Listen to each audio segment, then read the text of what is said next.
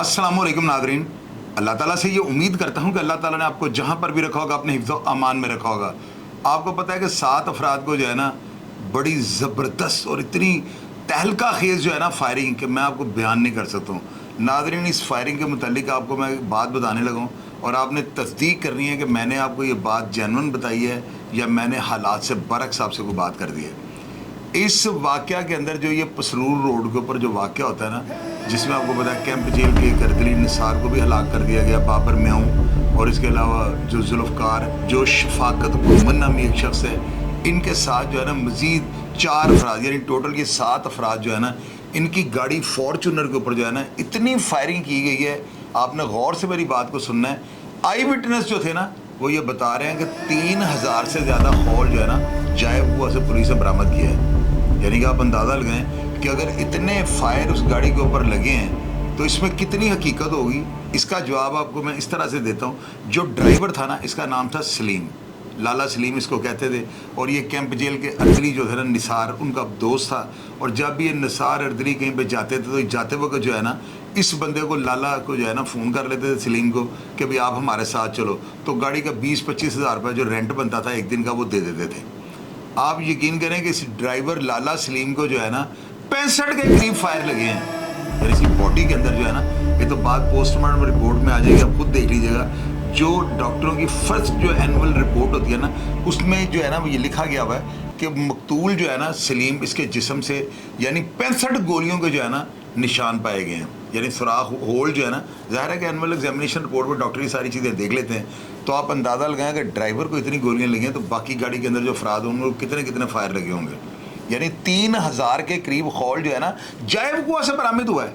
अब नाज़रीन, इस वाक़या के पीछे जो है ना लोगों ने जो मेरे साथ जो है रब्ता करके या ज़राए ने जो बातें मुझे बताई हैं ना, उनमें ये कहा गया है कि एक साई ग्रुप है जिसकी दुश्मनी जो थी ना वो मास्टर शफाकत गुमन जो है ना इसके साथ थी, और इसी गाड़ी के अंदर जो दूसरा बाबर में हुआ है उसकी जो है दुश्मनी ये आमर गुमन वगैरह जो मदर गुमन ये जो पेश हुए हैं इनके साथ दुश्मनी बताई जा रही है।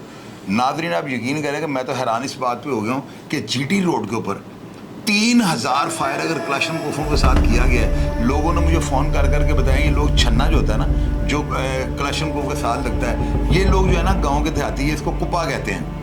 आप यकीन करें लोगों ने मुझे फ़ोन कर करके बताया कि चोई साहब वहाँ पे 20-20 कुप्पे जो है ना हमलावरों के पास थे अलग से, यानी अलग से उन्होंने गाड़ी के अंदर बैग रखा हुआ था जिसके अंदर सिर्फ क्लाशन कोफों के छन्ने रखे हुए थे उन्होंने। और आपको पता है कि एक छन्ने के अंदर 70 से 72 गोलियां पड़ती हैं, और अगर आप एक चैम्बर में चढ़ा लें तो 72 की गुंजाइश जो है ना 72 बुलेट्स जो होती हैं ना ये एक छन्ने के अंदर आती हैं। और आप अंदाजा लगाएं कि अगर एक हमलावर के पास 20 छन्ने होंगे तो ये 3000 बुलेट्स का वहाँ से मिल जाना जो है ना ये कितनी बड़ी बात नहीं, ये पॉसिबल है। लेकिन इसके लिए जो है ना छन्ने या जो मैगजीन्स है उसकी इतनी तादाद होनी चाहिए जितनी मैं आपको बता रहा हूँ।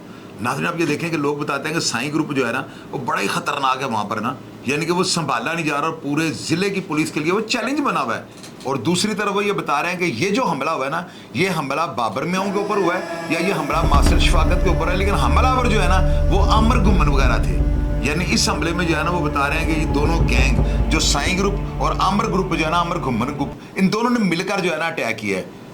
यानी लोग ये बताते हैं कि वहाँ पर सरेराह चलती हुई गाड़ियों को ना इनको इतनी कन्फर्म इन्फॉर्मेशन थी कि इन्होंने 4-5 गाड़ियों को जो है ना पहले चेक किया है। जो ही इनको गाड़ी के अंदर जो है ना बाबर म्याऊं और ये शफाकत गुमन वगैरह नजर आया ना तो इन्होंने अंधाधुंध फायरिंग कर दी है।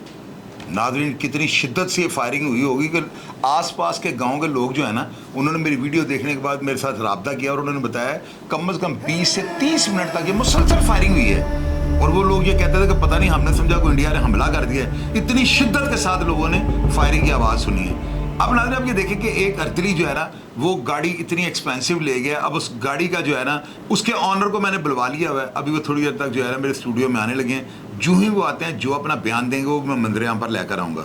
नाज़रीन, आप ये देखें इस वाक़या का 7 अफराद की हलाकत का जो है ना वाक़या, इसने शेखुपुरा, सियालकोट, गुजरांवाला ये तमाम अजला को जो है ना इनको हिला कर रख दिया है। लोग शशतर हो गए हैं कि यार ये कौन सा ग्रुप है जो इतनी शदीद फायरिंग करके वहाँ से रफू चक्कर हो गया। 3 अफराद इनके जो है ना पेश हो चुके हुए हैं। अब इस वाक़े के पीछे की क्या मुहरक़ात हैं, आप लोग जिस तरह अपना फ़र्ज़ अदा कर रहे हैं, सारी बातें मेरे से शेयर कर रहे हैं, कॉलें कर करके मुझे तमाम इत्तलात से आगाह कर रहे हैं, अपनी ज़िम्मेदारी को आप इसी तरह पूरा करते जाएँ। और मैं आपसे वादा करता हूँ जो भी हालात या हकायक मंजर आम पर आएंगे वो आपके सामने रखता जाऊंगा, फैसला आप लोगों ने करना है। अब इसमें जो है ना, मैंने जब अकरम मुद्दई का मौक़िफ़ लिया था ना, तो उसने मुझे ये कहा था कि हमारी तो किसी के साथ दुश्मनी नहीं है। हालांकि उनको ये चाहिए था वो खुलकर बात कर दी। तो SHO किला कालर वाला जो थे, उनसे मेरी बात हुई तो उन्होंने मुझे बताया था कि ये दुश्मनी का शासन है, वरना स्टार्ट में इस बात को जो है ना दहशतगर्दी का जो है रंग दिया जा रहा था। हालांकि इस कत्ल की FIR में 780 का इजाफा होना चाहिए। 3000 एमुनिशन का चल जाना, इतने बुलेट्स के खौल वहां से मिल जाना, ये दहशतगर्दी और क्या है। ठीक है, 302 की तो दफा इसमें शामिल होती है, लेकिन ये जो अटेम्प्ट हुई है ये दहशतगर्दी के ज़िम्मे में आएगी। मैं हैरान परेशान हूं कि पुलिस वालों ने 780 का इजाफा क्यों नहीं किया। हालांकि ये होना चाहिए, और मुद्दई मुकदमा को ये चाहिए वो जाकर जो है अपना जो बयान तरमीमा होता है उसमें जाकर 780 को अमेंडमेंट करे इसकी, उनको कहे कि ये 780 को जो है ना इसमें इजाफा करें, ताकि मुलजमान जो है ना दहशतगर्दी कोर्ट से किसी भी किस्म का रिलीफ ना ले सकें। तो ये जिम्मेदारी अदारों की है, और जो भी वाक़या वो सारा आपके सामने रखने की कोशिश करता हूँ। और ये जो निसार हैं पहले भी आपसे गाड़ी लेते थे, और ये असल वाक़या क्या है, आपसे गाड़ी कैसे गई और आपको कैसे पता लगा ये वाक़या हो गया है? सर हमारे पास ना बेसिकली निसार साहब हैं सुपरिटेंडेंट जेल, ये हमारे पास एक ड्राइवर काम करता है लाला सलीम। तो अक्सर ये लाला सलीम को कॉल कर देते होते हैं कि यार आप इधर जाना है, आज इधर जाना है, आप आ जाओ। तो लाला सलीम ना गाड़ी लेके इनके पास चले जाया करता था। तो लाला सलीम उसी तरह एक दिन इन्होंने कहा जी हमने फोतगी पे जाना है, तो आप ना तो गाड़ी लेके आ जाओ सियालकोट, हमने फोतगी पे जाना है। तो ये लोग यहाँ से निकले हैं, कोई 3 साढ़े 3 बजे का टाइम है, यहाँ से सियालकोट गए हैं जनाजे के लिए। तो 7 बजे के करीब हमारे पास ना ऑफिस में बैठते हैं डॉल्फिन वाले, उनके ग्रुप में ना हमारी गाड़ी की पिक्चर रहे हैं कि आपकी गाड़ी के ऊपर ना फायरिंग हो गई है। तो हम पहले तो कह रहे थे शायद मजाक है इस तरह का, लेकिन जब हमने देखा सीरियसली गाड़ी देखी, गाड़ी छन्नो छन्नी उन्होंने की हुई थी। तो हम लोग यहाँ से दस्ती लाहौर से हम लोग पहुँचे हैं उधर, क्या नाम है, सियालकोट, किला कालड़ वाला का इलाका है ये, BRB नहर के पास। तो हम लोग जब वहाँ पे पहुँचे हैं तो हमें वहाँ पे जाके पहले गाड़ी देखी है। गाड़ी तो उन्होंने समझ लें कि गाड़ी के ऊपर इतनी गोली चलाई है, मैक्सिमम को 3000 गोली उन्होंने वहाँ पे चलाई है गाड़ी के ऊपर, जिसके समझ लें कि गाड़ी के साथ अफराद जितने भी थे ना सबके ही कत्ल हो गए हैं। और सबके यहाँ से मुँह, किसी का मुँह उड़ा दिया है, किसी का मतलब यहाँ से दिमाग खोल दिया उन्होंने। मतलब कोई ऐसा आदमी नहीं है जिसका उन्होंने बेदर्दी के साथ जुल्म किया है। और हमारा जो लाला सलीम था, हमारे खाली ड्राइवर को इन्होंने 65 गोलियाँ मार के ज़ख्मी किया गया है।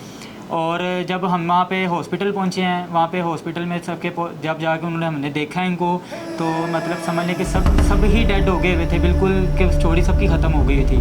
तो वहाँ पे फिर मुतलका जो SHO हैं वहाँ पे वो आए, उन्होंने हमसे पूछा जी ये कौन है, क्या वाक़या है। हमने उनको बताया जी हमारे पास आते हैं निसार साहब। यार वो निसार अर्दली, वो एक मामूली सा कांस्टेबल था, वो 25-25 हज़ार 20-20 हज़ार किराए पे गाड़ी लेके चला जाता था। सर बेसिकली ना लाले सलीम के साथ उसका ऐसा दोस्त बन गया हुआ था लाले सलीम का, कि वो गाड़ी मतलब दोस्ती यारी में गाड़ी दे के हमने उसको भेज दिया। मतलब कि यार दोस्त है जी, चलो चलते हैं जी, इधर चलते हैं, उधर चलते हैं। तो ये होता था कि बाद में जब निसार साहब अपना काम कर लेते थे सारा, तो लाले सलीम को, हमारे ड्राइवर को दे दिया 5000 दे दिया, 3000 दे दिया खुशी के तौर पे, उसको इतने पैसे दे दिए करते थे उनको। यानी वो रेंट नहीं मिलता था, उस मोहब्बत में, बस वो मोहब्बत में समझ लें कि प्यार मोहब्बत में उनको पैसे देते थे। 2000 दे दिया, 3000 दे दिया, 5000 दे दिया। अच्छा, अब आपकी गाड़ी का जो क्लेम होगा वो कौन देगा? सर गाड़ी का जो क्लेम है अभी तो हमने कोई डिसाइड नहीं किया। आज भी हम लोग गए हुए थे थाने मुतलका, तो उन्होंने अभी तो फिल वक्त यही कहा है कि गाड़ी अभी आपको नहीं मिलेगी जब तक कातिल नहीं पकड़े जाएंगे। गाड़ी की सबूतदारी वगैरह अभी तक कोई ऐसा इन्होंने हमें नहीं बताया गया कि कोई ऐसा सीन करेंगे हम। अब इसका क्लेम किसके ऊपर जो है वो थोपेंगे, या किससे आप लेना मुनासिब समझ, या किससे लेना बनता है आपका? सर क्लेम तो हमारा देखें ना, एक तो हमारा नुकसान हो गया, ऊपर से हमारा ड्राइवर भी कत्ल हो गया। तो हम तो इस वक्त समझ लें कि बिल्कुल टूट चुके हैं, कि हमारा इसकी पोजीशन नहीं है कि हम लोग किसी के साथ बात करें या किसी को कुछ कहें। तो जाहिर बात है ये फिर अब हमने की है गलती तो हम भुगतेंगे भी। गाड़ी आपकी ज़ाती मलकियत थी या किसी पार्टी की आपने? गाड़ी हमारी ज़ाती मलकियत है। आप ऑनर हैं? ऑनर मेरे मामू हैं वसीम साहब। तो गाड़ी की क्या मालियत थी वैसे? सर गाड़ी की मालियत है 1,90,00,000 रुपये इस टाइम पे, इस वक्त। आप जब मौके के ऊपर पहुंचे थे तो क्या आपने खुद से लोगों को पूछा था कि फायरिंग कितनी हुई और कितनी देर होती रही? सर जब हम लोग वहाँ पे मौके पे मौजूद पहुँचे हैं ना, वहाँ पे जो CID वाले थे ना, जो गाड़ी की वेरिफिकेशन सारे कर रहे थे, उन्होंने हमें बताया कि गाड़ी के ऊपर के साइडों से हर जगह से हमने 3000 गाड़ी का होल पिस्टल्स के उठाए हैं। 3000 गोली उन्होंने गाड़ी के ऊपर चलाई है, गाड़ी की छत के ऊपर चढ़ के उन्होंने गोलियाँ चलाई हैं। अब नाज़रीन आप ये देखें ना कि ये मासूम आदमी है, ये बेचारा क्या कह रहा है कि जी हमसे गाड़ी जो है ना ले जाते थे और सलीम ड्राइवर के साथ उनका बड़ा ताल्लुक था। ठीक है, मैं मानता हूँ 2-4-5 हज़ार उसको खर्चा दे देते होंगे, बंदा अपने ताल्लुक की बिना पे बड़ा कुछ कर जाता है। लेकिन अब ये बताएं कि गाड़ी का कौन जिम्मेदार होगा। एक बंदा गाड़ी तो लेकर चले जाता है, अब वो दुनिया फानी से कूच कर गया है, तो अब इसकी गाड़ी जो है ना, इस बच्चे की गाड़ी का क्लेम कौन भरेगा? मुझे आप ये बताएं, क्या इसकी गाड़ी को वहाँ पर खड़ा रहना जो है ये ज्यादती नहीं होगी? जितनी देर तक मुलजमान नहीं पकड़े जाते, मुलजमान 2028 तक ना पकड़े जाएँ, तो क्या 4 साल गाड़ी वहीं पर थाने के अंदर खड़ी रहेगी? ये कहाँ का असूल है? गाड़ी जो है ना सुपुर्दारी पे दे देनी चाहिए। जाहिर है कि जो ऑनर होगा वही ले जाएगा ना, दूसरा बंदा तो गाड़ी को लेकर नहीं जा सकता। और गाड़ी की तस्वीर उतर गई, वीडियो बन गई, तो गाड़ी को रखने का जो है जवाज ही कोई नहीं बनता। यानी ये बेफजूल पुलिस वाले जो है उन्होंने गाड़ी रख ली है, ये कोई तुकी नहीं बनता। इस गाड़ी के ऊपर जिनका कत्ल किया गया है, क्या गाड़ी के वहां रहने से वो अफराद जिंदा हो जाएंगे? इम्पॉसिबल है। गाड़ी का वहां पर रखना कोई तुकी नहीं बनता। मैं तो हैरान इस बात से होगा कि मुझे जब इन्होंने बताया कि हमारी गाड़ी थाने वालों ने कहा है कि जब तक मुलजमान नहीं पकड़े जाएंगे गाड़ी थाने से नहीं जाएगी, तो गाड़ी तो गल के जो है कूड़े का ढेर बन जाएगी। ये पुलिस वालों की आज खुद से जो बनाई कार्रवाई है ना, ये 2 नंबर है। गाड़ी मालकान के हवाले करनी चाहिए। अव्वल तो जो है ना जरूरत है ही नहीं। मैं खुद इन फौजदारी मुकदमात को समझता हूँ, गाड़ी का वहां पे दोबारा जाना बनता ही नहीं। गाड़ी पुलिस वालों को चाहिए इनको सुपुर्दारी पे दें। और दूसरी बात यह है कि मैं हैरान हूँ हमारे अदारे क्या कर रहे हैं। अब जीटी रोड के ऊपर 3000 फायर हो जाता है। ये देखें, आपके सामने ये मौके पर गए थे और इनको सीआईए की एजेंसी हैं जितनी भी वहाँ पर केस की इंटेरोगेशन कर रही थी, उन सब ने ये बताया है कि हमने 3000 खौल जो है ना जैवकुआ से बरामद किया है। तो क्या ये लम्हा फिक्रिया नहीं है? ये शहर लाहौर है या ये बजोड़ एजेंसी है हयाताबाद या कोई दरा आदम हिल या कारखाना बाजार या क्या है? ये मुझे बताएं। लोकल शहर के अंदर जीटी रोड सारी ट्रैफिक वहाँ से गुजरती है। ये तो खुदा का लाख लाख फजल और करम है। और कीमती जाने जाना वो ज़ाया नहीं, वरना जितना बड़ा ये अलमिया हुआ है, मैं तो इसको वाकया नहीं कहूँगा, मैं इसको अलमिया कहूँगा।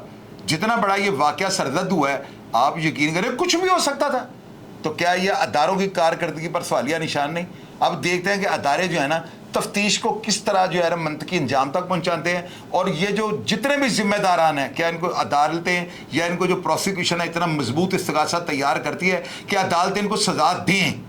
और ये सजा होनी चाहिए ताकि इस तरह के वाक़या जो है ना इनके आगे बंद डाला जा सके। प्रोग्राम का फीडबैक लाजमी दीजिएगा। और अगर आपके पास किसी भी किस्म की इन्फॉर्मेशन इस प्रोग्राम के मतलब या इस वाक़या या अलमिया के मतलब हो, तो बिल्कुल आप कमेंट बॉक्स में लिखिएगा। आप मेरा व्हाट्सएप नंबर भी नोट कर लें, 0302 84 14 006। आप कोई भी बात खुल डुल का मेरे से कर सकते हैं। और मेरा ये वादा है आपका नाम जो है सिगयार राज में रहेगा। प्रोग्राम के मतलब फीडबैक लाजमी देगा और मैं हमेशा की तरह आपको रिप्लाई करने की कोशिश करूंगा। अपना ढेर सारा ख्याल रखिएगा जी। पाकिस्तान जिंदाबाद।